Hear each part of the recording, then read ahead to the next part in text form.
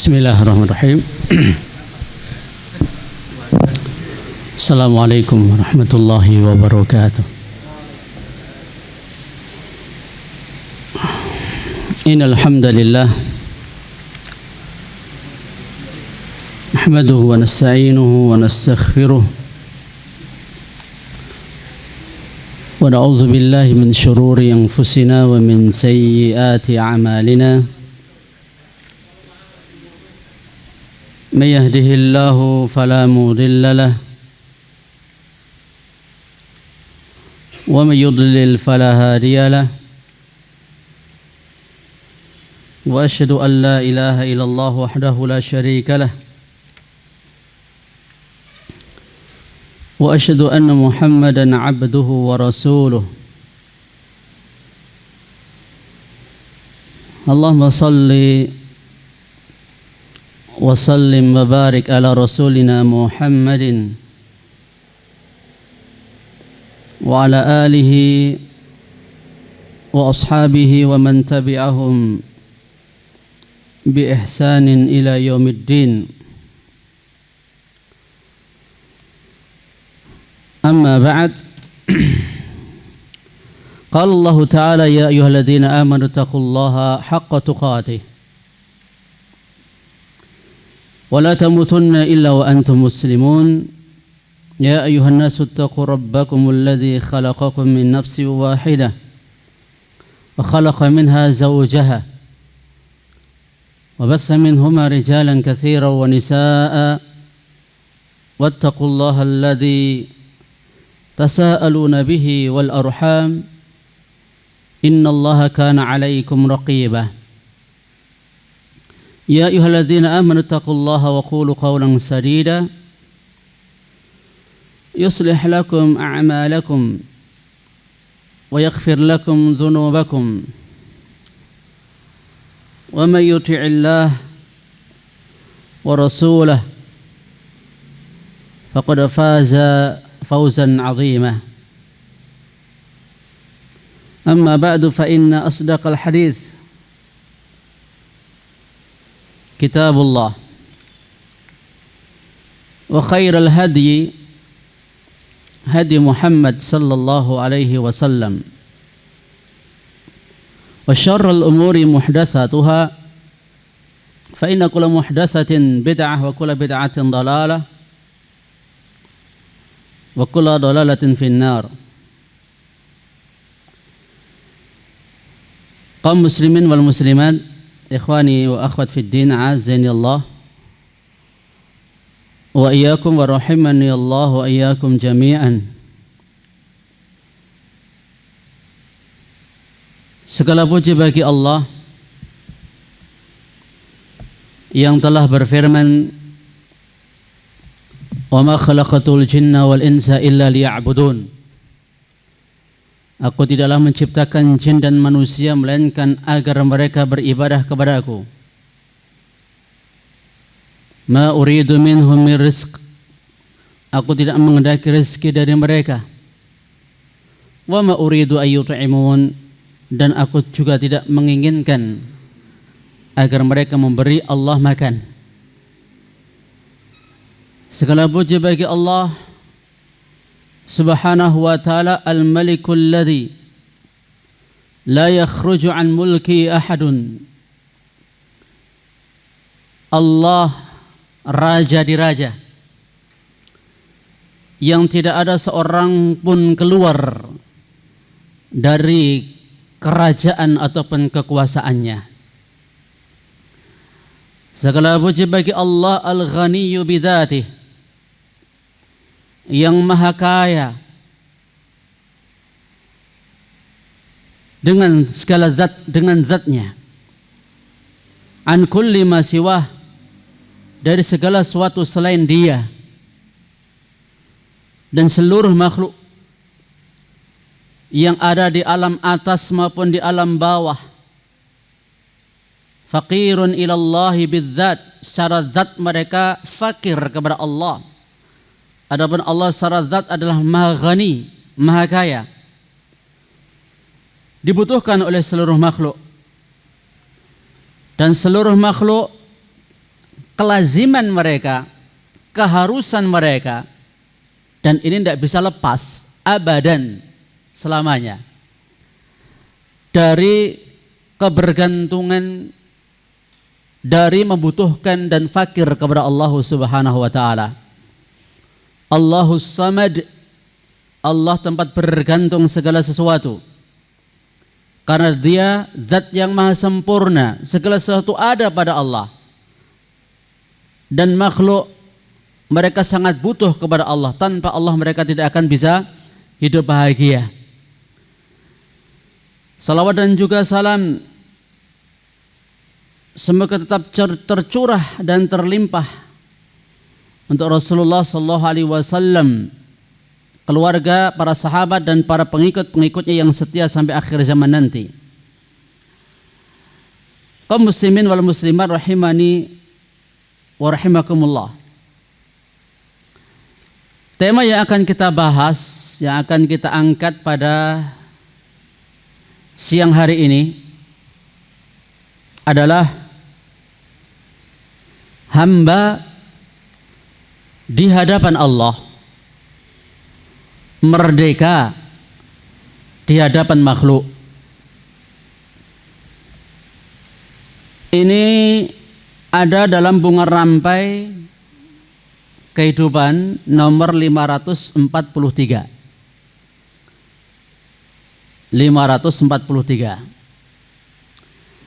Dan saya ambilkan dari kitab Mawsu'ah Fiqhul Qulub jilid 3.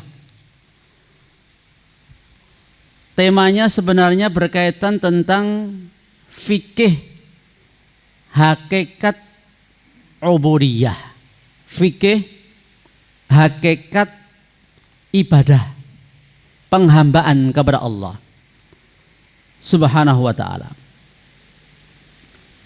Tayyib, sebagai muqaddimah, ketahuilah bahwasanya Allah Subhanahu wa ta'ala sebesar-besar pencipta. Kalau manusia itu menciptakan sesuatu, kalau makhluk-makhluk Allah menciptakan sesuatu, Allah ciptaannya paling besar dari segala sesuatu. Bumi ini, kalau antum lihat di antariksa itu, sangat kecil sekali dibandingkan dengan planet-planet yang banyak miliaran jumlahnya. Bahkan di sana ada planet atau benda ruang angkasa yang jutaan bahkan miliaran kali lebih besar daripada bumi ini. Maka saya juga sempat merenung ketika Syekh Muhammad bin Ibrahim juga menyampaikan dalam kitab Mawsu'ah ini bahwa alam kubur itu lebih luas daripada alam dunia. Sebagaimana ketika kita keluar dari alam kandungan ke alam dunia, dunia lebih luas enggak? Lebih luas. Tapi nanti di alam kubur itu lebih luas daripada alam dunia. Seperti kurang lebihnya permisalannya luasnya alam dunia ini dibandingkan alam kandungan. Masya Allah. Allah Subhanahu wa ta'ala zat yang paling mulia untuk diminta. Kalau kita meminta, yang paling mulia untuk diminta bukan orang tua kita, bukan atasan kita, bukan pimpinan kita, tapi yang paling mulia untuk diminta, idza sa'alta fas'alillah. Kalau kamu meminta, maka mintalah kepada Allah Subhanahu wa ta'ala. Wa arham, yang paling menyayangi dari siapapun yang memiliki. Antum punya anak, antum punya istri, antum punya orang tua, punya ini, punya itu, antum sayang dengan itu semua, tapi Allah lebih menyayangi makhluknya daripada sayangnya antum kepada apa-apa yang antum sayangi tadi. Karena kasih sayang hamba itu merupakan pemberian dari Allah Subhanahu wa ta'ala. Allah punya 100 rahmat. Satu Allah bagi di muka bumi, 99 Allah simpan di akhirat. Satu Allah bagi cukup untuk jin, untuk manusia, untuk hewan, untuk serangga. Allah Subhanahu wa ta'ala haqqu man ubida. Allah Subhanahu wa ta'ala zat yang paling berhak, paling benar untuk diibadahi. Banyak yang disembah oleh manusia di muka bumi ini, tapi yang benar, yang paling hak hanyalah Allah Subhanahu wa ta'ala. Apa yang bisa diberikan oleh makhluk-makhluk yang disembah selain Allah Subhanahu wa ta'ala? Tidak ada. Mereka adalah alihatun batilah, sembah-sembah yang batil. Karena mereka tidak punya saham dalam penciptaan langit maupun bumi. Karena mereka sebelumnya tidak ada. Lalu siapa yang mengadakan mereka? Allah Subhanahu wa ta'ala. Karena mereka adalah makhluk yang fakir, mereka sendiri butuh sama Allah. Ya sama-sama butuhnya, gitu loh. Kira-kira kalau sama-sama butuh itu lebih baik saling minta satu dengan yang lain atau nyari kepada yang mencukupi kebutuhan? Secara logika, secara akal ya harusnya wong aku karo kowe iki padha wae kok. Padha-padha butuhe. Sama-sama membutuhkan Allah Subhanahu wa ta'ala. Jadi enggak pantas untuk saling meminta atau bersandar antara satu dengan yang lain. La ilaha ghairuh. Tiada sembah yang hak, ilah yang hak selain Dia. Wala rabba siwa.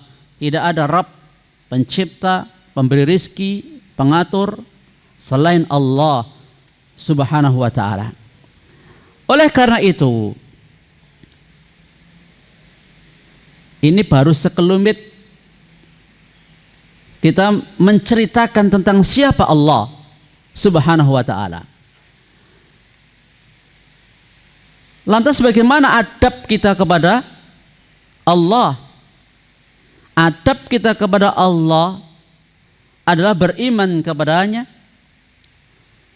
mentauhidkannya, menaatinya, menegakkan agamanya, dan beradab dengan adab-adab secara zahir dan batin kepada Allah Subhanahu wa ta'ala. Kalau kita rangkumkan, wala yastaqimu li ahadin qad al-adab ma'allah illa bi thalathati asya. Tidak akan lurus adab seseorang bersama Allah kecuali dengan 3 hal. Yang pertama, ma'rifatullah bi asma'ihi wa sifatih. Mengenal Allah beserta nama-nama dan sifat-sifat Allah Subhanahu wa ta'ala. Allah Subhanahu wa ta'ala punya nama, punya sifat. Kita beribadah kepada Allah dengan nama dan sifat-sifat Allah tersebut. Misalnya Allah Al-Ghani. Allah punya nama Al-Ghani, Maha Kaya. Maka bagaimana kita beribadah kepada Allah yang memiliki nama Al-Ghani? Ya kita kalau mencari kekayaan, ya kalau kita ingin mencari kecukupan, ya nyarinya kepada Al-Ghani yang Maha Kaya. Ada ini kaya. Yang Maha Kayanya siapa? Allah Subhanahu wa ta'ala. Adab kita kepada Allah yang memiliki nama Al-Ghani harusnya tidaklah meminta kepada selain Allah, meminta rezeki dan lain sebagainya. Allah Subhanahu wa ta'ala adalah zat yang Al-Aziz, memiliki nama Al-Aziz, yang maha mulia, yang maha perkasa. Yu'izzu man yasha wa yudhillu man yasha. Allah memuliakan hamba yang dia kehendaki, Allah menghinakan siapa yang dia kehendaki. Kalau kita ingin cari kemuliaan, ya carinya sama Allah. Carinya sama Allah. Tayyib, itu dua contoh saja. Mengenal Allah dengan nama-nama dan sifat-sifatnya. Dari situ nanti semakin kita mengenal Allah Subhanahu wa ta'ala, maka semakin kita mencintai Allah, semakin kita baik dalam ibadahnya kepada Allah dan semakin kepada Allah. Sebab apa? Kebahagiaan manusia itu laisat sa'adatul insan fi ayyakuna aliman billah, bukanlah terletak pada pengetahuannya tentang Allah, mukiran bima yastahiquhu, mengakui hak-haknya Allah Subhanahu wa ta'ala, namun tidak mencintainya, tidak mengibadahinya, tidak taat kepadanya. Kalau cuma sekedar tahu, iblis itu tahu, kenal tentang Allah ya. Iblis itu tahu tentang Allah, kenal tentang Allah Subhanahu wa ta'ala, tapi dia tidak beribadah kepada Allah, tidak taat kepada Allah, ya dan billah ya. Makanya asyaddun nasi azaban yaumal qiyamah wa ashqahum hayatan fid dunya, orang yang paling keras azabnya pada yaumul qiyamah dan yang paling celaka hidupnya di dunia, alimun, seorang alim, lam yanfa'ahu Allahu bi'ilmih, yang ilmunya itu tidak memberikan, Allah tidak memberikan manfaat kepadanya. Nas'allahu li wa lakum al-afiyah. Ini sebenarnya sangat berat ini untuk kita sampaikan ya. Apa? Orang yang paling berat adalah orang yang alim tapi ilmunya enggak manfaat untuk dirinya. Karena manusia dalam masalah ilmu dan amal terbagi 4. Yang paling bagus adalah berilmu dan beramal. Dan itu yang tertuang dalam surah Al-Fatihah. Ilmu, amal. Ihdinas siratal mustaqim, siratal ladzina an'amta 'alaihim, sampai akhir ayat. Kemudian tidak berilmu, tidak beramal. Ini jelek. Atau sebelumnya yang jelek adalah beramal tidak punya ilmu. Terus tidak punya ilmu, tidak amal. Yang paling jelek punya ilmu, tidak mengamalkan. Ya. Ini syarah tafsir dari Syekh Muhammad bin Shalih Al-Utsaimin ya, ketika membagi antara ilmu dengan amal. Tayyib. Itu adab kita ya. Jadi tidak cukup sebenarnya hanya mengetahui nama-nama dan sifat-sifat Allah, tapi lebih daripada itu kita dituntut untuk mencintai Allah. Setelah tahu itu ya, setelah tahu nama-nama dan sifat-sifat Allah, kita dituntut mencintai Allah, mengibadahi Allah, taat kepada Allah. Sebab kalau cuman berhenti sampai sini toh, iblis itu sudah mengenal Allah, nama dan juga sifatnya. Terus yang kedua, adab kita kepada Allah, mengenal agama dan syariatnya. Apa yang Allah cintai, apa yang Allah ridhoi, itu adab kita. Yang kedua, mengenal agama dan syariat Allah, serta apa yang dicintai dan diridhoi oleh Allah. Kemudian yang ketiga, adab kita adalah nafsun musta'iddatun qabilatun, jiwa yang siap, jiwa yang menerima, jiwa yang tunduk untuk menerima kebenaran, mengamalkannya, mendakwahkannya, dan bersabar di atasnya.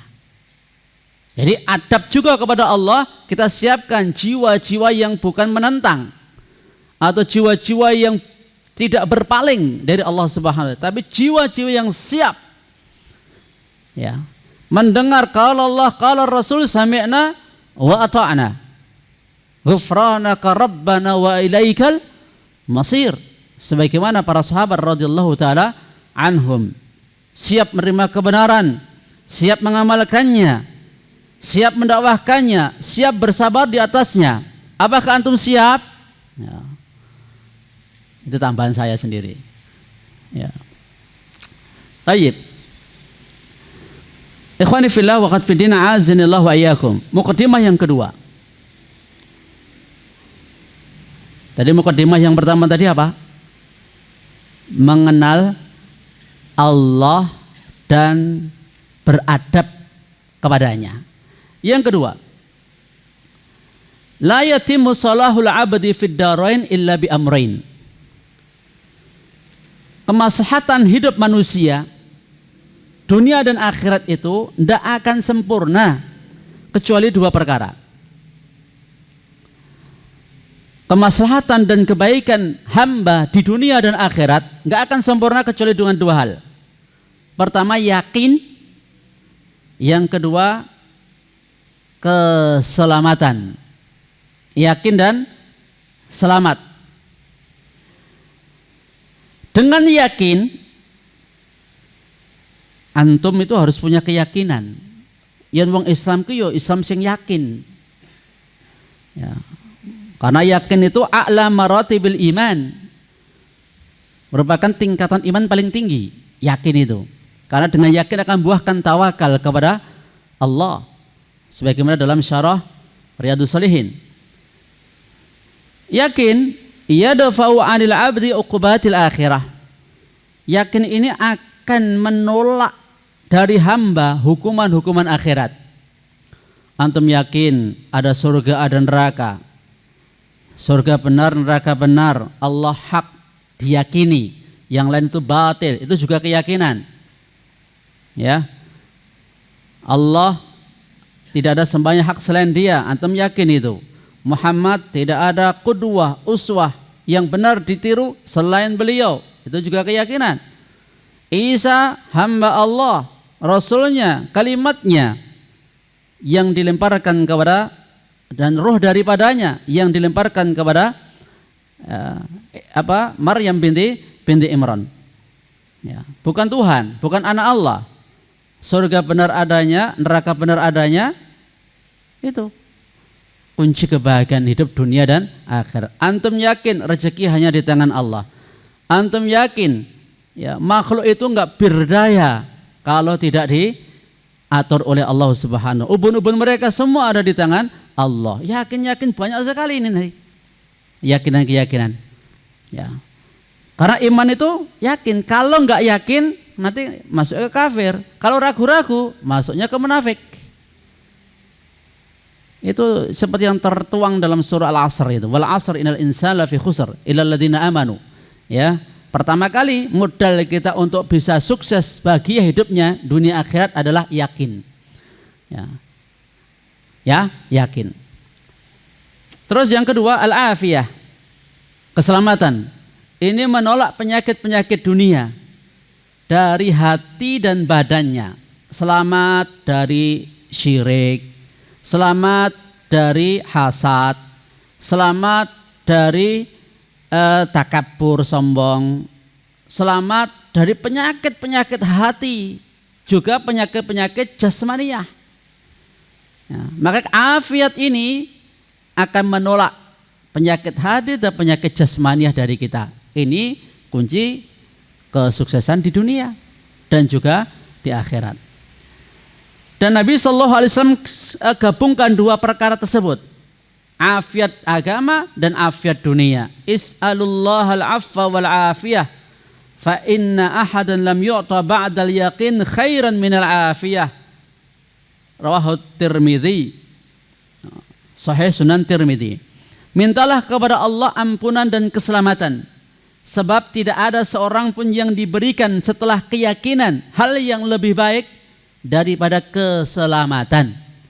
Maka hendaknya kita selalu upayakan dalam hidup di dunia ini memperkuat keyakinan kita tentang agama kita, tentang Islam ini, dan juga keselamatan untuk penyakit hati ataupun anggota badan. Taib. Allah Subhanahu wa ta'ala, walillah ala kulli insanin ubudiyah khassah. Allah Subhanahu wa ta'ala zat yang diibadahi oleh Allah, oleh manusia. Dan manusia ketika ibadah kepada Allah Subhanahu wa ta'ala itu punya kekhususan-kekhususan sesuai dengan tingkatan dan kemampuan dia. Tentunya bukan hamba Allah secara umum. Contoh seperti ini. Orang yang alim dalam beribadah kepada Allah Subhanahu wa ta'ala, yang menonjol dari seorang yang alim itu apa? Nasrus sunnah, menyebarkan sunnah, ilmu yang dibawa oleh para rasul, ya, disebarkan kepada orang-orang jahil. Dan mereka juga punya ubudiyah, penyembahan berupa sabar ketika menyampaikan hal-hal tersebut, menyebarkan sunnah, kemudian menyampaikan ilmu. Ini peribadahnya orang alim yang khusus bagi mereka. Kalau orang-orang jahil nggak bisa kayak begini. Selain mereka susah untuk bisa ibadah seperti ini. Demikian pula ibadah orang yang punya kemampuan, punya kekuatan dengan amar ma'ruf nahi mungkar, lewat tangannya, lewat lisannya, yang ini nggak bisa dilakukan orang yang lemah. Seorang hakim punya keistimewaan dalam ibadah, yaitu menegakkan kebenaran, mengeksekusi kebenaran, sabar atas hal itu. Dan ini nggak bisa dilakukan oleh selain mufti, hanya mereka. Orang kaya ibadahnya dengan menginfakkan harta kepada orang-orang fakir, yang itu khusus bagi orang-orang kaya. Orang yang kuat agamanya, ya, mereka berjihad, ibadahnya dengan berjihad yang tidak dilakukan oleh orang-orang yang lemah. Dan begitulah selanjutnya. Jadi ikhwani wa khafidin azinallah wa iyyakum, ternyata ya, setelah kita mengenal tentang Allah, bagaimana kita beradab kepada Allah, kemudian kita tahu bahwa ternyata kita nggak akan bisa hidup bahagia di dunia ini kecuali dengan keyakinan dan juga dengan keselamatan. Dan ternyata pintu-pintu untuk kita beribadah kepada Allah itu berbeda-beda antara satu dengan yang lain keistimewaannya. Selain ibadah secara umum semuanya ada, tapi ada ibadah khusus yang hanya orang-orang tertentu yang bisa melakukannya. Maka kaum muslimin azinallah wa iyyakum, melaksanakan perintah, menjauhi larangan, ini merupakan suatu perkara yang besar di sisi Allah Subhanahu wa ta'ala. Karena meninggalkan perintah itu ya termasuk dosa besar. Meninggalkan perintah termasuk dosa besar di sisi Allah Subhanahu wa ta'ala daripada meninggalkan larangan. Taib. Selanjutnya pengantar yang ketiga, yang terakhir adalah apa sebenarnya ibadah itu? Apa sebenarnya ibadah itu? Ibadah itu adalah segala sesuatu yang dicintai dan diridhai oleh Allah Subhanahu wa ta'ala, baik lewat perkataan-perkataan maupun perbuatan-perbuatan yang zahir maupun yang batin. itu adalah ibadah. Hajatnya para hamba kepada agama itu a'zam, lebih besar daripada hajat mereka terhadap makanan dan juga minuman. Apabila agama ini keluar dari kehidupan manusia, akan tertimpa bala yang sangat besar dan akan dihukum oleh Allah dengan dua perkara.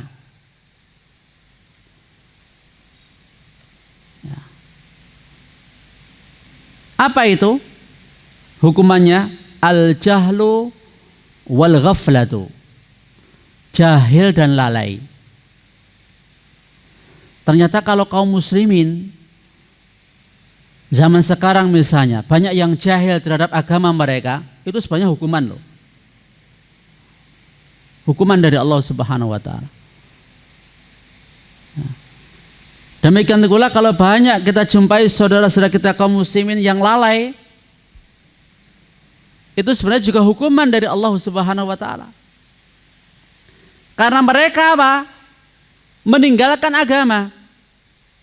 Agama disisihkan dalam kehidupan mereka. Ibadah dinomorsekiankan dalam kehidupan mereka. Yang mereka fokuskan, orientasi mereka, obsesi, cita-cita mereka hanyalah urusan dunia. Urusan dunia.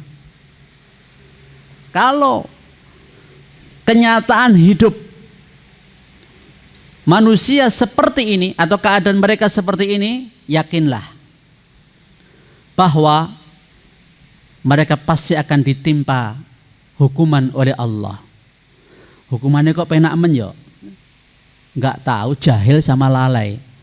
Kok nggak dikasih kayak umat-umat terdahulu gitu loh? Kan yang dikeinginan kayak kan engkau yo ketok gitu loh.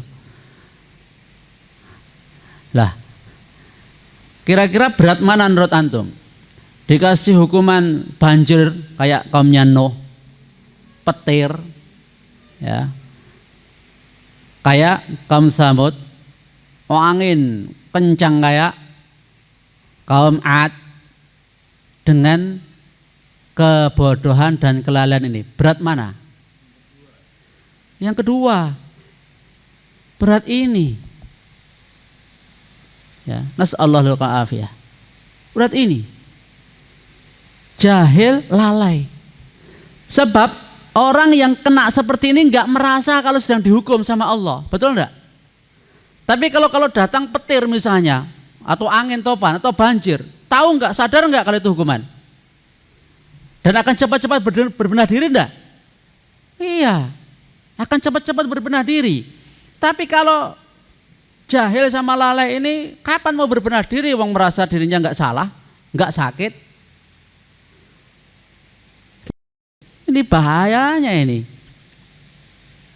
Fayasirul insanu jahilan bil huquqi wal hudud. Maka jadilah manusia itu jahil terhadap hak-hak dan batasan-batasan. Lalai dari menunaikan kewajiban, hak-hak dan batasan-batasan. Padahal setiap hak itu ada batasan. Contoh, taat kepada kedua orang tua. Nah, taat kepada kedua orang tua, hak kedua orang tua itu ditaati selama batasannya tidak dalam perbuatan maksiat. Tapi ada yang menuhankan orang tua, pokoknya kalau orang tua bicara apa, ngatakan apa, harus sampai na wa ta'na. Wajib taat kepada pimpinan. Ya. Tapi ada batasannya, taat sama pimpinan. Taat sama ulil amri, ada batasannya. Cinta sama harta, ada batasannya. Cinta sama anak, sama istri, semua ada batasannya. Jadi ini loh, kalau agama itu keluar dalam kehidupan manusia, maka jadilah manusia itu nggak ngerti hak, nggak ngerti batasannya. Nggak ngerti hak, nggak ngerti batasannya. Kalau seandainya muamalat dan hubungan-hubungan yang dibangun oleh manusia ini tidak dilandaskan atas dasar agama, inilah nanti datang kerusakan yang banyak, datang musibah-musibah dan hukuman-hukuman secara kontan. Seperti firman Allah, zaharal fasad fil barri wal bahri bima kasabat aydiyan nas. Telah nampak kerusakan di darat dan di laut karena ulah perbuatan manusia. Liyudhiqahum ba'dalladzi 'amilu la'allahum yarji'un, agar Allah merasakan kepada mereka sebagian ulah perbuatan mereka supaya mereka mau kembali. Kembali ke mana? Kepada agama. Ya. Makanya kita jaga, termasuk tadi adab kita kepada Allah, kita siapkan jiwa kita nerima. Ya, nerima agama, siap menuntut ilmu, siap mengamalkannya, mendakwahkannya, sabar di atasnya. Supaya apa? Kita jaga alam ini. Alam ini Allah yang punya. Antum misalnya diperintahkan oleh tuan rumah, kau tempati rumah saya ya, tapi harap tidak kau rusak, kau jaga.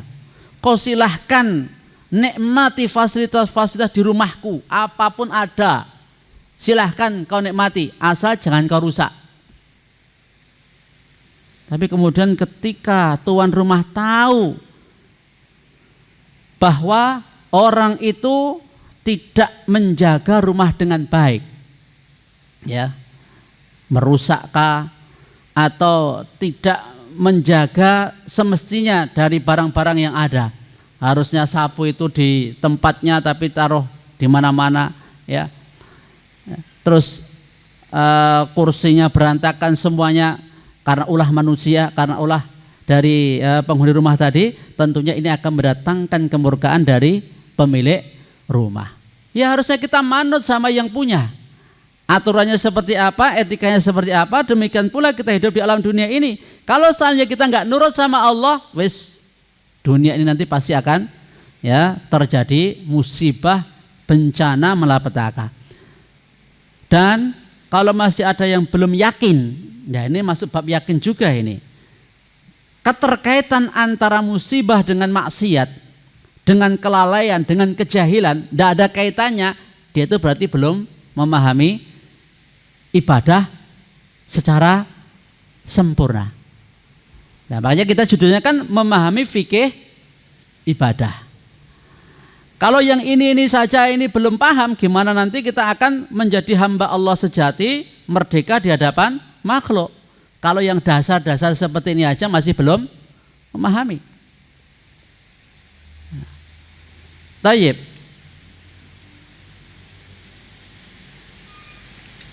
Ikhwani fillah wa qad bidin a'azinillah wa iyyakum.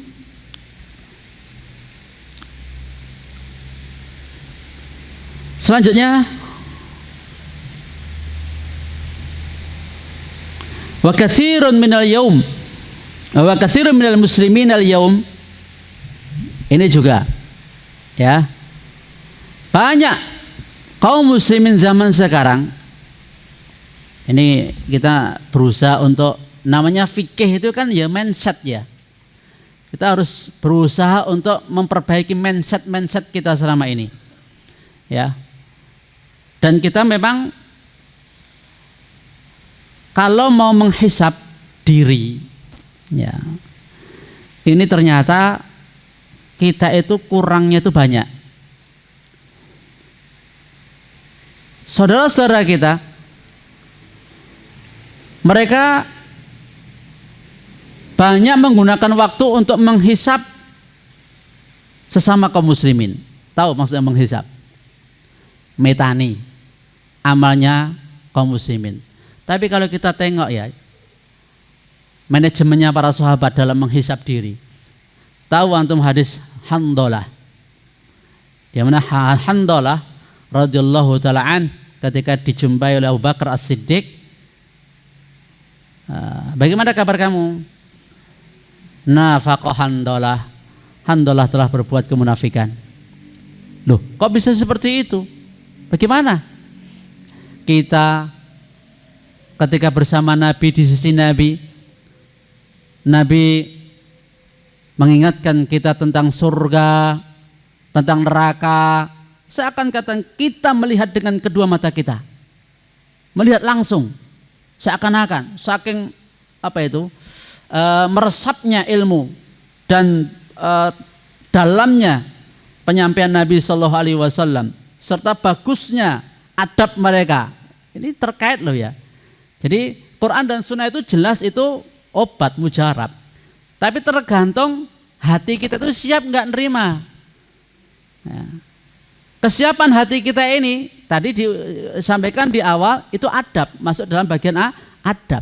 Siap nggak nerima. Walaupun yang nyampaikan itu selevel Umar, selevel siapapun, kalau hati kita itu nggak siap juga kurang nanti asarnya. Yang menyampaikan bagus Nabi Muhammad SAW. Ya, yang disampaikan juga Quran dan Sunnah. Yang nerima pun juga bagus. Maka jadilah bagus tambah bagus tambah bagus. Istimewa mereka. Makanya jadi umat pilihan mereka, umat terbaik. Ya. Terus yang disampaikan sebenarnya bagus, Quran dan Sunnah. Nah, yang nyampaikan juga bagus, tapi hatinya yang belum bagus, belum siap dengan kesiapan yang sempurna. Karena siap itu bertingkat-tingkat. Kita kembali. Kemudian, tapi ketika kita kembali kepada keluarga, ketemu istri, ketemu anak, wis mikir urusan dunia, kita lupa itu. Ya. Keadaan ketika di dekat Nabi SAW itu. Abu Bakar juga merasakan seperti itu. Lalu dilaporkan kepada Nabi SAW. Nabi sampaikan bahwa ya, kalau seandainya keadaan kalian seperti di sisi Nabi SAW tetap bisa seperti itu, lasafat kumul malaikah, para malaikat pasti akan menyelami kalian. Ya, di jalan-jalan kalian, di pembaringan kalian akan menyelami kalian. Akan tapi itu saatan. Memang waktu kita itu dibagi-bagi. Menunaikan hak Allah, hak istri, hak anak, hak diri sendiri. Jadi memang dibagi-bagi seperti itu. Nah, itu loh hisabnya mereka. Termasuk Umar bin Khattab tanya kepada Hudzaifah ibnu Yaman, apakah Rasulullah menyebut saya dalam kelompok mereka? Hudzaifah ibnu Yaman memegang rahasianya orang-orang munafik. Umar takut kalau seandainya beliau dimasukkan oleh Rasulullah disebut sebagai kelompok munafik. Ini Umar ini. Ini Umar. Tadi kita bahas apa kok sampai situ ya? Hah? Apa? Bukan, tema yang sebelumnya tadi loh. Itu kan contoh saja. Oh, hisab tadi ya. Nah, jadi kalau kaum muslimin, ini tadi kan bahas tentang apa itu banyak realita kaum muslimin zaman sekarang. Makanya nanti nyambung loh antara mereka itu kesibukannya biji wong, menilai, menggibah orang dengan obsesi mereka harta, ya, jabatan, kemudian kesenangan duniawi, itu nyambung. Apakah ada orang bagus agamanya itu orang ngiri? Rata-rata orang ngiri itu dalam masalah apa? Dunia toh? Dunia. Jadi penyakit iri, dengki, ghibah dan sebagainya itu under-underannya ya masalah dunia. Keluar dari urusan agama itu. Maksud sesama hamba Allah kok iri? Kalau memang meyakini dirinya itu hanyalah hamba Allah dan nggak ada kaitan sama manusia. Dia itu tugasnya cuma mencari bijinya Allah, bukan mencari bijinya manusia. Nggak akan singgungan lah. Wong sama-sama ke atas, bukan ke sini kok. Kalau ke sini akan bersinggungan, betul nggak? Tapi kalau ke sana, ya nggak akan bersinggungan kan? Kalau ke atas, ini misalnya ada 10 orang, semuanya ke atas, kan nggak bersinggungan. Tapi kalau 10 orang itu mendatar, singgungan nggak ini? ya nyinggung kono, nyinggung kene, kemana-mana itu. Ini ibarat kalau tujuannya manusia, orientasinya manusia itu dunia, bukan agama, itu akan begini nanti. Tapi kalau sama kepada Allah Subhanahu wa taala, tenang. Tenang. Baik, kita kembali tadi. Hisabnya para sahabat terhadap diri mereka itu sangat kuat. Makanya sampai-sampai Abdullah bin Mas'ud menyampaikan, kalau orang mukmin melihat dosanya itu, memandang dosanya itu seperti orang yang duduk di bawah gunung, khawatir gunung akan meruntuhinya. Tapi kalau seorang munafik mudah sekali, ya, ibarat apa? Lalat yang hinggap di hidungnya kemudian mudah untuk dia kibaskan. Dari sini, ikhwani fillah wa atfidin azinallah wa iyyakum, ya, kita tengok ketika umat Islam zaman sekarang memandang kesuksesan mereka itu terletak, nah ini tanda kutip ini, terletak pada kerajaan, kekuasaan, pada harta, pada segala sesuatu, dan mereka menyangka dengan itu akan tegak agama. Aku itu ya memperjuangkan agama lewat ini, aku memperjuangkan agama lewat itu, misalnya lewat harta, lewat jabatan, ya. Maka apa? Dan mereka menyia-nyiakan waktu mereka, menginfakkan harta mereka untuk mendapatkan itu semua. Wa hadza khata'. Ini adalah kekeliruan. Falladzi nahtaju ilaihi al-iqama fi iqamatid din fi hayatina wa hayatin nas huwa kaifa yakunullah ma'ana. Yang benar, yang kita butuhkan untuk menegakkan agama dalam kehidupan kita, kan tadi kita bicara bahayanya agama kalau keluar dari kehidupan. Lah gimana cara kita menegakkan agama itu? Cara kita menegakkan agama adalah bagaimana agar Allah itu selalu membersamai kita. PR-nya itu, tanda tanya besarnya itu di sini. Ya, bagaimana kaifa yakunullah ma'ana? PR besarnya gimana agar Allah itu selalu bisa menyertai kita. Wala yakunu ma'ana binasrihi wa ta'yidihi, dan Allah tidak akan membersamai kita dengan pertolongan dan penguatannya kecuali dengan iman dan takwa. Innallaha ma'alladzina taqaw walladzina hum muhsinun. Sesungguhnya Allah bersama orang yang bertakwa dan orang-orang yang berbuat ihsan. Berarti Allah Subhanahu wa ta'ala yang suruna biqudratihi idza ata'nahu. Kesimpulannya, kalau kita ingin merubah, ya, dan kalau kita ingin melestarikan kehidupan di dunia ini supaya menjadi kebahagiaan dunia dan akhirat bagi kita semua, hendaknya kita, Allah akan menolong kita dengan kekuasaannya bila kita taat kepadanya. Baik apakah kita itu punya sesuatu untuk ditolong atau tidak, ya, atau tidak. Alias apa? Kita itu punya sebab-sebab untuk ditolong Allah atau enggak punya sebab-sebab untuk ditolong Allah, Allah pasti akan menolong kita selama kita taat. Banyak orang yang menganggap kunci kemuliaan dan kesuksesan ini mindset, ini dari mindset itu akan menghasilkan perbuatan, action. Contoh, mindsetnya Namrud dan juga para raja-raja Fir'aun dan yang semisalnya, mindset mereka kalau pengen mulia hidupnya itu punya jabatan, ya, punya jabatan, punya jadi pimpinan, punya jadi raja. Kalau seandainya sukses itu harus seperti ini, sedikit sekali nanti orang sukses. Dan orang sukses itu ya dimonopoli oleh raja-raja tok. Kalau orang sukses patokannya kayak begitu. Dan apa mungkin Allah membuat seperti itu, kunci kesuksesan harus jadi raja? Lah nyatanya raja-raja kayak Namrud, kayak Fir'aun aja celaka kok. Dicelakakan oleh Allah, dihukum oleh Allah Subhanahu wa taala.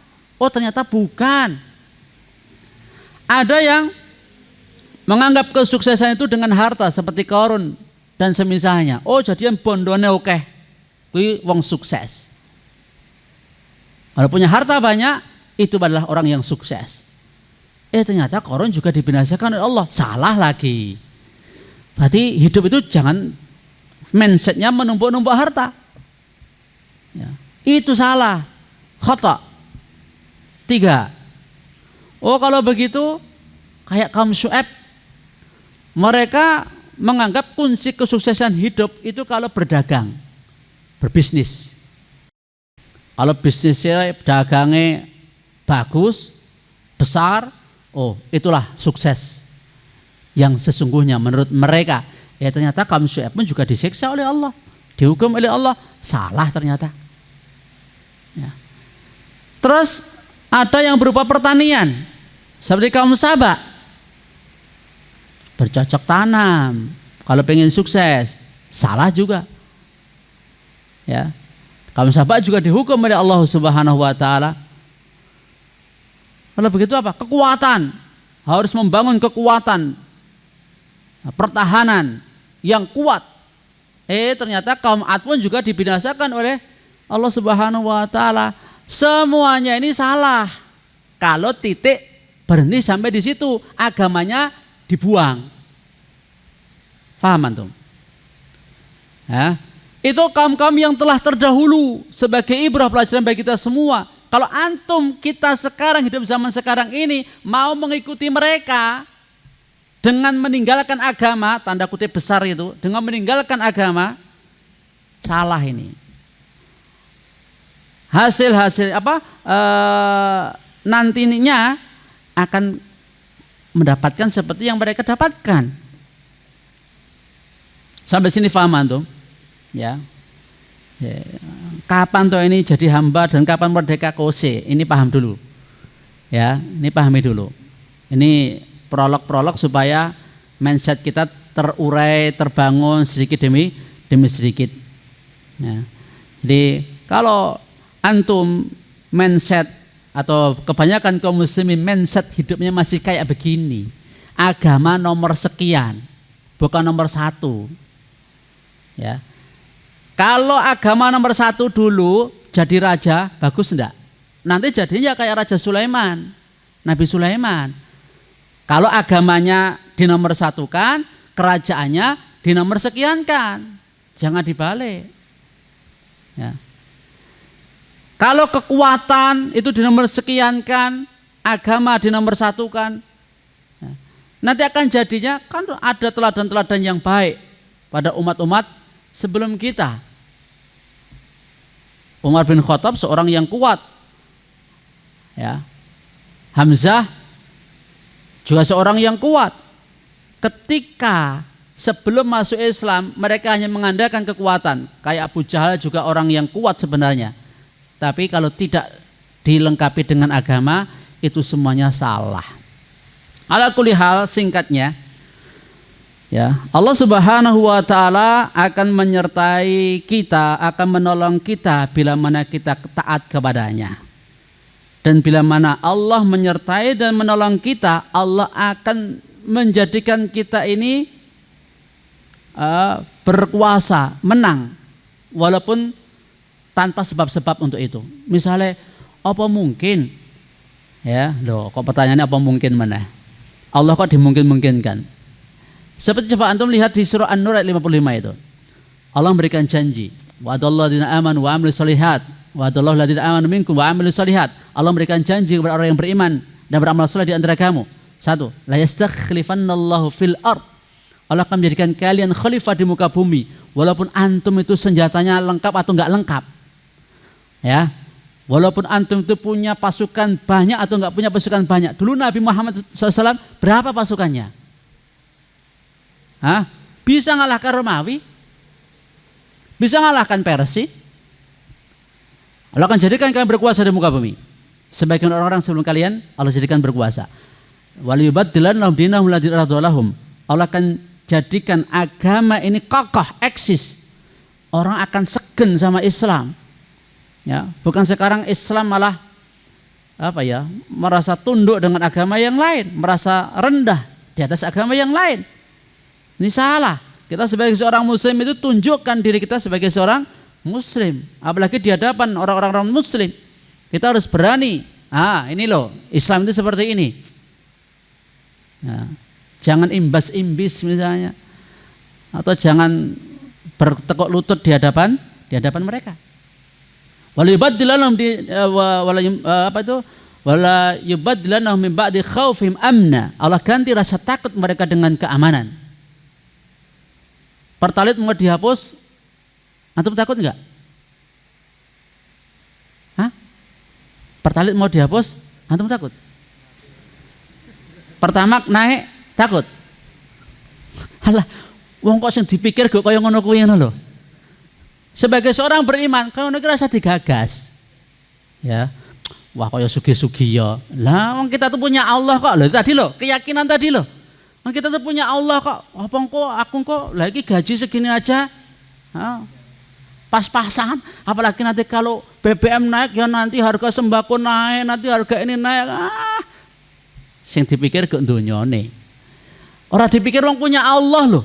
Itu tadi loh, kalau agama itu keluar dari kehidupan manusia, lupa sama Allah. Wong sing ngatur wene Allah kok bingung. Gitu loh. Dulu BBM 250 seliter. Sekarang berapa? Mampu nggak kita hidup? Apa ada yang meninggal dunia gara-gara BBM nggak bisa beli BBM? Nggak ada toh. Ini loh penyakit, ya. Penyakit umat itu seperti itu. Jadi mereka itu takutnya kalau dalam masalah dunia, cintanya, bencinya, urusannya cuma dunia, urusan dunia melulu. Ya. Kalau mereka kembalikan kepada agama, bagaimana agama mengatur, bagaimana Allah Subhanahu wa Ta'ala merintahkan, melarang, wes taat seperti itu, selesai. Jadi contoh yang paling bagus itu sejarah Nabi itu. Antum baca ulang-ulang. Antum kalau punya buku sirah Nabi, antum baca ulang-ulang itu. Bagaimana dari nol Nabi memulai dakwah sampai Allah wafatkan beliau. Antum hayati, ya, antum hayati, antum cermati, antum ambil apa pelajaran dan antum tamak nih apa ya? Podok sesuaikan dengan kondisi sekarang. Kondisi sekarang, ya.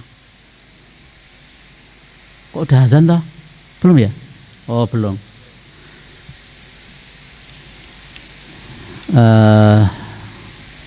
Apa tadi?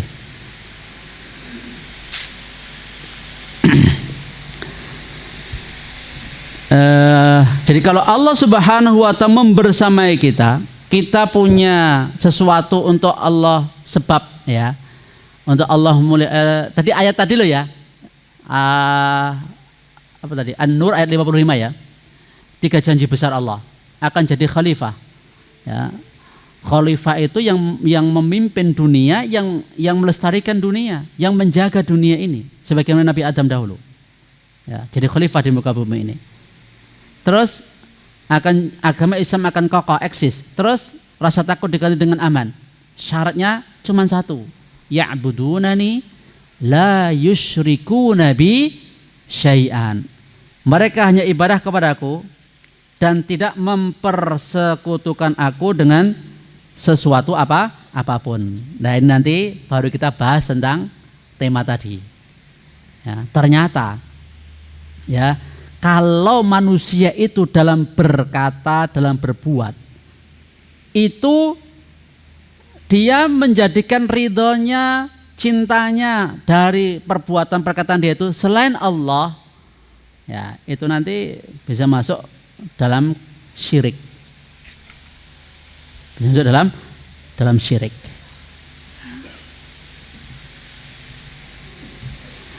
Ya. Terus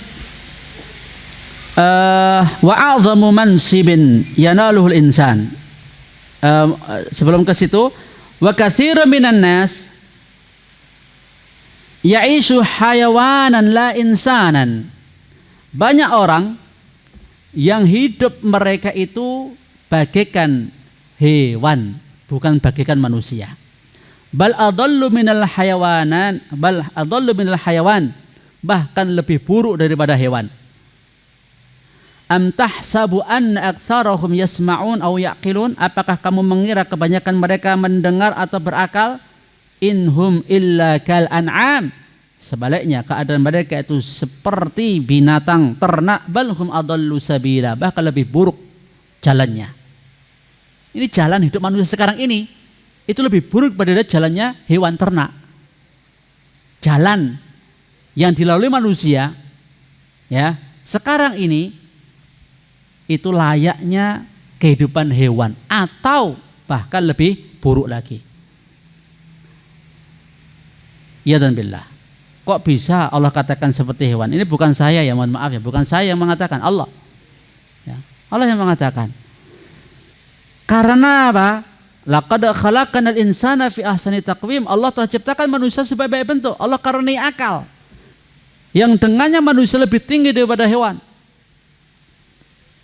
Ya, lebih tinggi daripada hewan. Tapi kalau mereka itu perbuatannya sama seperti hewan, cara berpikirnya seperti hewan, hewan itu yang dipikir cuma masalah perut. Adakah hewan itu memikirkan untuk jadi hamba Allah yang soleh dan solehah? Yang dipikir perut. Kalau manusia, ini manusia-manusia yang agama itu keluar dari kehidupan mereka loh ya, itu seperti binatang, bahkan lebih jelek lagi keadaannya.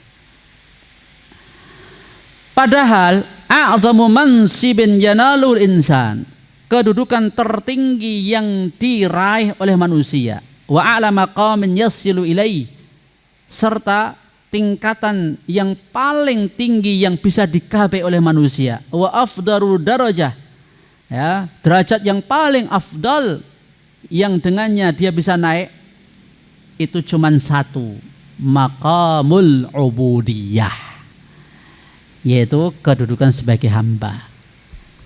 Ini intisari pembahasan kita.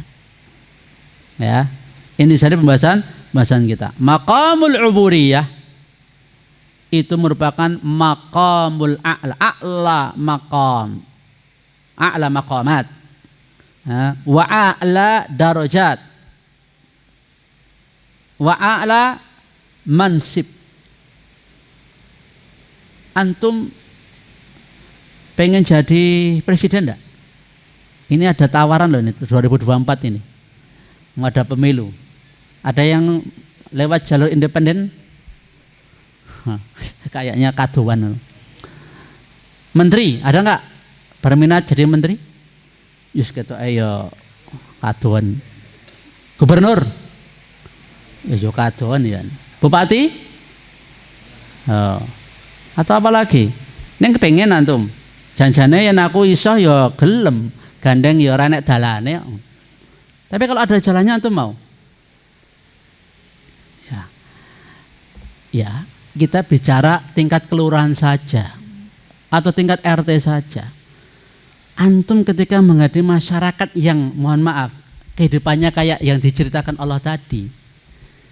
Antum mau milih satu dari antara dua pilihan. Antum bisa enggak hidup sendiri, punya prinsip berpegang teguh dengan Islam, ya, dan mereka harus menghargai prinsip antum, atau antum ikut mereka? Ya, ini yang pamong-pamong, ya, atau RT atau apalah, yang tingkat kecil saja. Bisa antum komitmen di atas agama, menjadikan agama itu nomor satu? Hah? Atau antum akan melebur seperti mereka? Kayaknya akan banyak terjatuh seperti yang ini. Itu baru tingkat kelurahan loh. Urung bicara sing luwih dhuwur meneh iki. Kelurahan. Sebab saya lihat sendiri, ya, saya lihat sendiri mereka-mereka yang dulu sebelum jadi pejabat kelurahan, dengan ini mohon maaf bukan untuk mendiskusikan, ini hanya untuk mengingatkan, tanasabil haq, tanasabil sabar, dan itu real di lapangan. Susah memang untuk apa itu, pilihannya cuman kita ngikut mereka atau mereka ikut kita. Tengah-tengahnya ada nggak? Ya, kapan kita ikut mereka, kapan mereka ikut kita? Mereka mau ngaji, mereka mau ke agama. Bahkan banyak di antara perilaku mereka pun, misalnya bid'ah, melestarikan. Kalaupun senang ke agama, agama yang bid'ah atau yang campuran, yang Islam sama yang bukan Islam, maunya seperti. Tapi kalau Islam yang murni, ya itu susah. Ini sebab saya juga tinggal di masyarakat gitu loh. Saya tinggal di masyarakat. Ya, yang untuk seperti ini, poin yang seperti ini sangat susah. Dan bahkan kalau antum baca sirah Nabi itu, yang paling berat yang dihadapi para Nabi Rasul itu masalah ya adat, ya adatnya masyarakat itu. Karena apa? Ya, ketika mereka diajak kepada Allah dan Rasul, bal wajadna aba'ana ala billah, kami itu sudah punya ajaran dari nenek moyang. Ini yang paling berat. Itu saya sampaikan di fikih sirah Nabi sallallahu alaihi wasallam ketika fase dakwah Nabi terang-terangan, ya, dan bagaimana responnya kaum musyrikin menentang dakwah Nabi sallallahu alaihi wasallam. Ayat menyatakan bahwa yang paling berat, ya, bagi masyarakat untuk menerima dakwah Islam adalah adat. Tentunya adat yang bertentangan dengan Islam.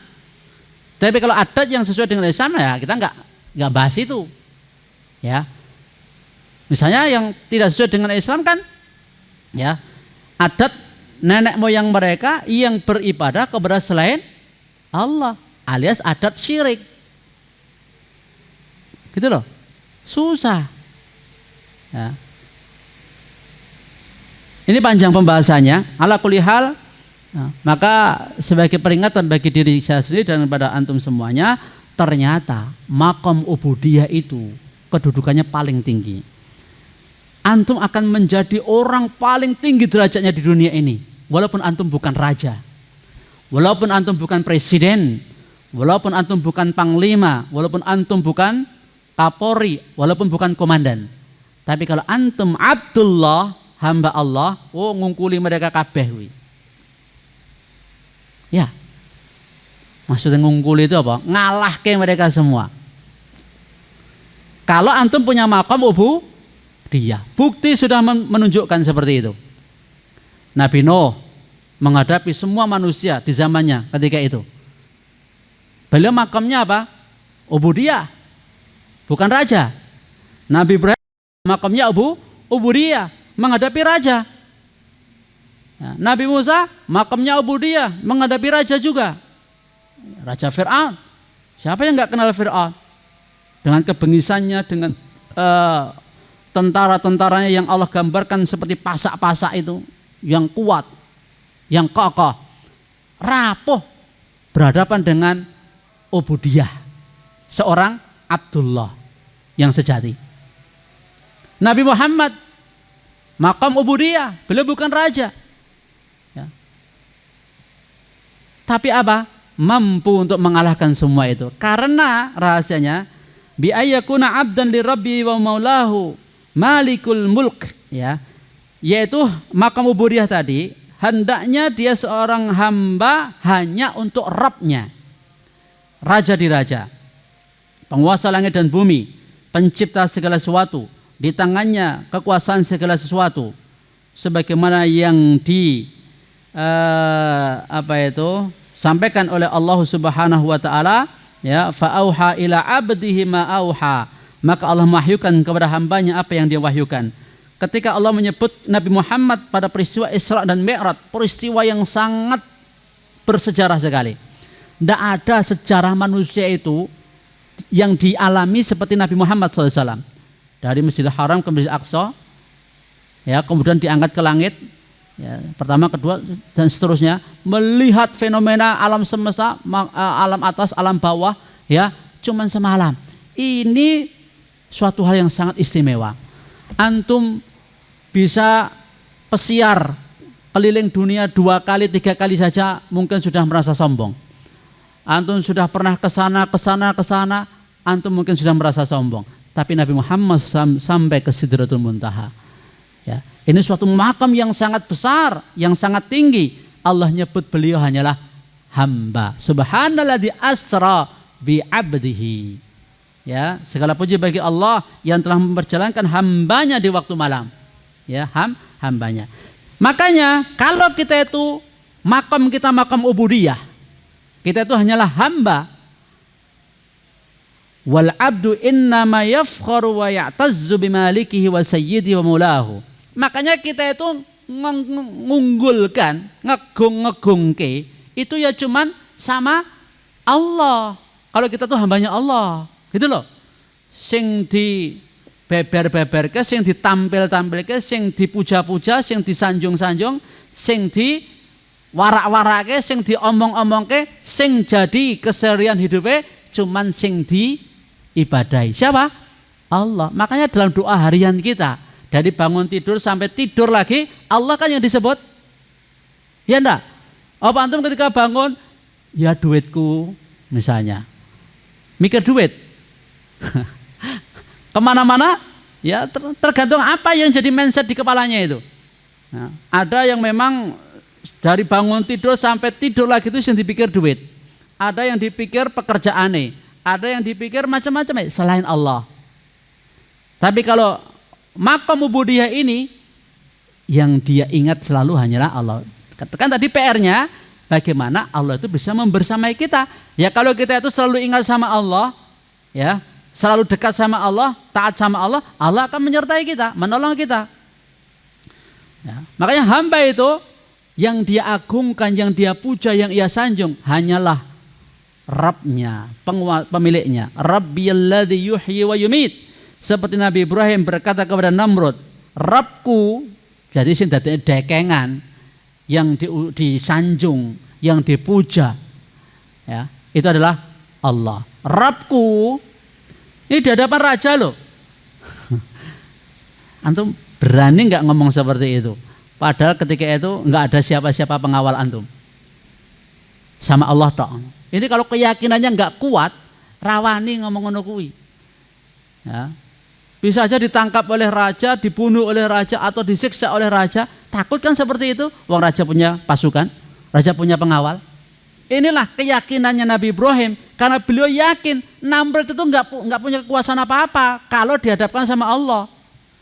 Nah, Namrud nggak bisa berbuat apa-apa kalau nggak dikehendaki oleh Allah. Seperti kisah Ghulam yang dipanah oleh raja, ya, Ghulam yang diajari sihir itu loh. Tadinya kan dia diminta oleh tukang sihir raja untuk meneruskan ilmu sihir dia sudah tua. Nah, ternyata dia belajar kepada rahib dan juga kepada tukang sihir. Terus dia ternyata ilmunya dia warisi dari rahib itu yang lebih kuat. Lalu raja berusaha untuk membunuh dia, nggak bisa. Nah, dia kemudian mengasih tahu kepada raja, kau tidak akan bisa membunuhku.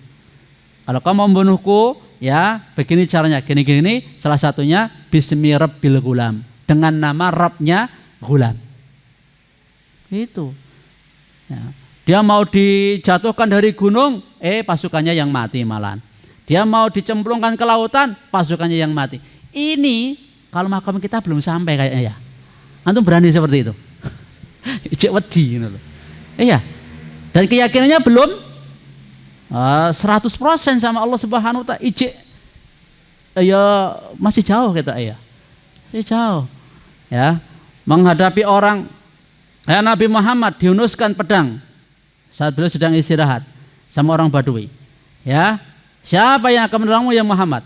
Allah. Antum berani? Ketika dalam posisi seperti itu, antum berani menyebut Allah Subhanahu wa taala. Yakin Allah yang akan menolong saya. Berani antum? Mikir-mikir. Mohon maaf, ada salah saya apa? Kan gitu paling.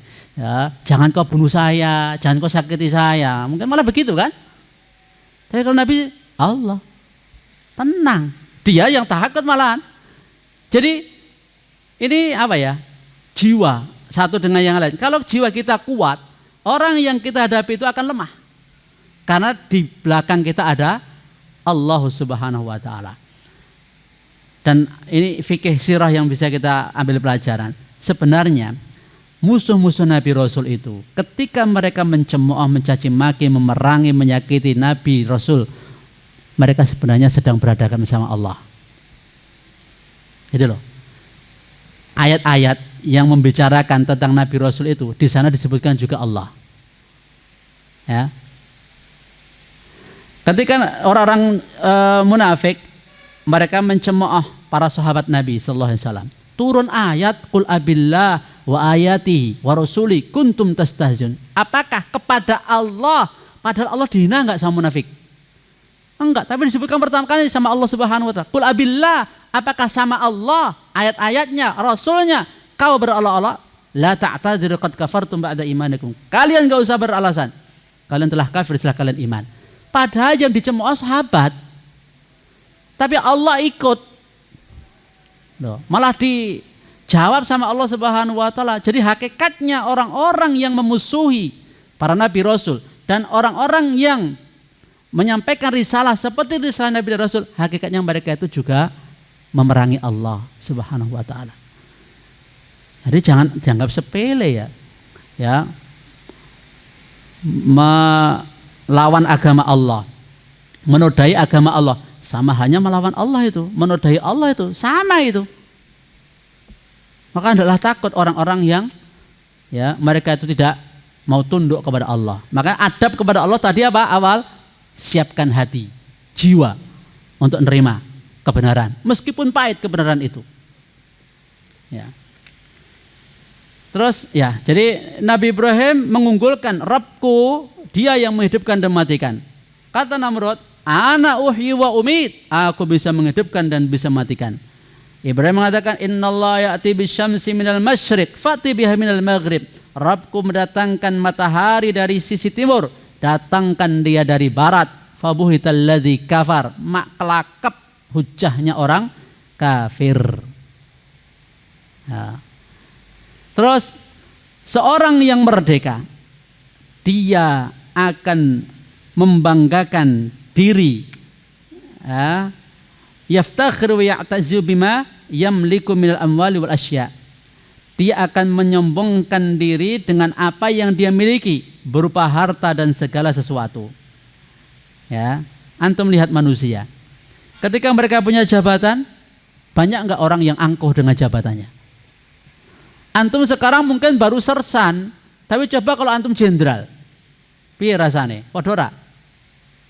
Antum sekarang mungkin punya uang cuma 1 juta, gimana kalau antum punya 1 triliun? Padha ora? Ora padha. Ya. Manusia seperti itu, merasa dia ar-ra'ahu istaghna. Ya. Ar-ra'ahu istaghna. Allah Subhanahu mengingatkan ini. Abu Jahal ini. Alam ya'lam bi anna Allah yara, alam ya'lam bi anna Allah yara, ya. Ara'aita alladhi yanha 'abdan idza shalla, ara'aita in kana 'alal huda aw amara bit taqwa, ara'aita in kadzdzaba wa tawalla, alam ya'lam bi anna Allah yara, kalla la illam yantahi lanasfa'an bin nasiyah nasiyatin kadzibatin khati'ah falyad'u nadiyah sanad'u zabaniyah kalla la tuti'hu wasjud waqtarib. Kalla innal insana la yatagha. Benar, manusia itu akan bersifat tagha, melampaui batas. Kapan itu? Ar-ra'ahus taghna, karena merasa dirinya cukup dengan hartanya, dengan kekuatannya, dengan pengikutnya, dengan jabatannya. Ketika merasa cukup dengan itu, dia melampaui batas. Sampai-sampai dulu Abu Jahal itu ngelarang Nabi loh. Kalau dia merasa nggak punya kekuatan, kemampuan, nggak mungkin dia akan melampaui batas seperti itu. Apa kata Abu Jahal?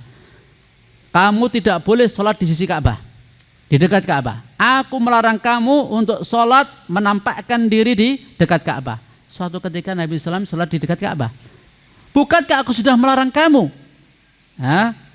Ara'aital ladzi yanha, tidakkah kamu lihat seorang yang melarang abadan idza shalla, yaitu seorang hamba ketika dia sholat, yang melarang Abu Jahal, yang dilarang Nabi Muhammad SAW. Ara'aita in kana 'alal huda aw amara bit taqwa. Bagaimana kalau yang dilarang itu di atas petunjuk atau memerintahkan petunjuk, ya. Ara'aita in kadzdzaba wa tawalla, bagaimana kalau yang melarang itu pendusta ucapannya dan berpaling perbuatannya. Maka Allah Subhanahu wa taala jawab tantangannya Abu Jahal itu. Jadi Allah ini yang melawan dari omongannya Abu Jahal ini. Nah, maka seringkali itu ayat Al-Qur'an itu menjawab tantangannya, ancamannya, keadaannya, ucapannya orang-orang kafir toh. Seringkali seperti itu. Ya. Sanad'uz zabaniyah falyad'u nadiyah, silahkan dia panggil bolo-bolone, ya, konco-koncone, keluarga kabilah, silahkan dia panggil. Sanad'uz zabaniyah, kami akan panggil, ya, malaikat penjaga neraka. Siapa sing wani melawan malaikat penjaga neraka, ya. Baik, terus apa sebenarnya yang dimiliki oleh manusia? Apa yang ada di tangannya dibandingkan dengan apa yang dimiliki Allah Subhanahu wa taala? Lillahi mulkus samawati wal ard wa ma fihin. Milik Allah lah kerajaan langit dan bumi serta apa yang ada di dalamnya. Dan Dia Maha Kuasa atas segala sesuatu. Akhir ayat ini menekankan awal ayat. Kalau Allah penguasa langit bumi dengan segala sesuatu yang ada di dalamnya, Dia itu Maha Kuasa. Ya. Kalau kita punya belum tentu kuasa, betul enggak? Antum punya uang, antum kuasa enggak sama uang antum? Di sana ada hak-hak toh? Ada Allah, ada istri, ada anak. Ya. Antum punya baju, antum punya rumah, antum punya mobil, kekuasaan antum punya, tapi antum enggak kuasa. Karena itu titipannya Allah Subhanahu wa taala. Badan antum saja antum tuh enggak punya kok. Emangnya antum punya badan itu antum yang punya? Nanti ditanya sama Allah itu. Di saat jasadnya, fima ablah, diusangkan untuk apa jasad itu, dipakai untuk apa jasadnya itu. Dari apa yang Allah berikan kepada hambanya di dunia ini, nanti ditanya oleh Allah. Kok mau disahingke sama Allah itu ya nggak bisa, nggak mungkin. Ya, makanya kita harus nyadar, kita sama Allah itu statusnya hamba. Tapi kalau sama makhluk, merdeka. Wala yakunul abdu abdan lillahi haqqan. Seorang tidak akan menjadi hamba Allah sejati hingga apa yang selain Allah, hingga dia merdeka terhadap apa selain Allah Subhanahu wa taala. Nah, jadi kalau jadi hamba Allah, ya hamba Allah tok, jangan nyabang kemana-mana. Fa idza kana yurdihi wa yuskhitu ghairallah, bila sesuatu yang menjadikannya ridha atau marah itu selain Allah, nah ini catatan penting. Fahuwa abdun lidzalikal ghair, maka hakikatnya dia itu hamba bagi sesuatu itu tadi. Ya. Ta'isa abdud dinar, ta'isa abdud dirham, celaka hamba dinar, celaka hamba dirham. Kalau dia dikasih ridho, kalau nggak dikasih dia marah. Marah, ridhonya itu kalau urusannya sama itu. Berarti apa?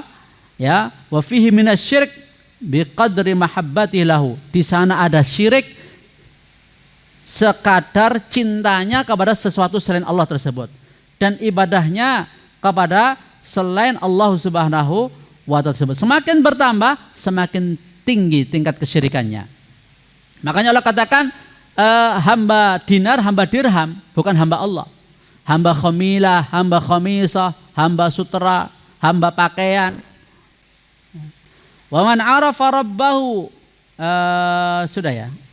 Wah, ini enggak rampung-rampung nanti kalau dilanjutkan terus. Wallahu ta'ala alam bisawab. Jadi ini yang bisa saya sampaikan, ikhwani fillah wa khafidin azin wa iyakum. Ya, dari sini penjelasan tadi mudah-mudahan semakin memantapkan arah hidup kita dan tujuan hidup kita, bahwa kita ini diperintahkan oleh Allah untuk ibadah kepada Allah, bukan ibadah kepada sesama makhluk. Kemudian ibadah itu ya segala perkataan dan perbuatan kita mencari ridhonya Allah, bukan ridhonya selain Allah. Jadi dikatakan ibadah itu kalau segala sesuatu, perkataan perbuatan kita, lahir batin kita itu dicintai dan diridhoi oleh Allah Subhanahu wa taala. Dan pastinya perkataan perbuatan kita dicintai diridhoi Allah itu kalau mencontoh Rasulullah. Karena perkataan perbuatan Rasulullah, lahir batinnya Rasulullah itu dicintai, diridhoi oleh Allah. Demikian pula para sahabat. Dengan arti kata lain, kalau kita pengen ibadah yang benar, ya contohlah Nabi, contohlah para sahabat. Jangan mencontoh kaum muslimin zaman sekarang. Jangan mencontoh kaum muslimin zaman sekarang. Ya, itu bukan barometer. Karena apa?